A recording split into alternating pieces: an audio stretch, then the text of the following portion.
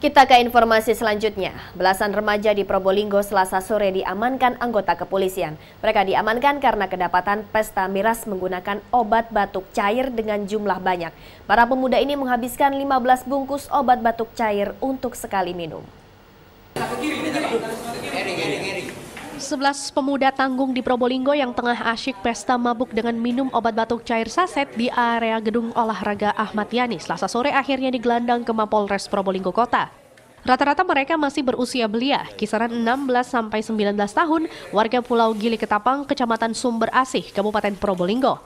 Dari tangan mereka, petugas dari Satuan Sabara Polres Probolinggo Kota mengamankan 120 saset obat batuk cair.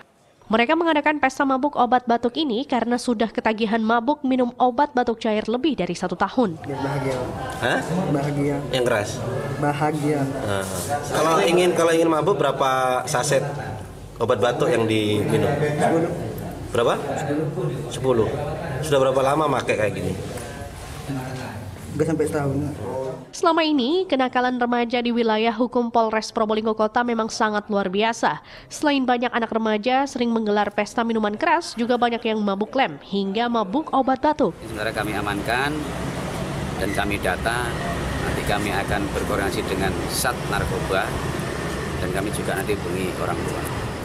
Petugas berharap peran aktif orang tua untuk selalu menjaga anak-anaknya agar tidak terjerumus ke kenakalan remaja. Irsya Priyongko, Probolinggo.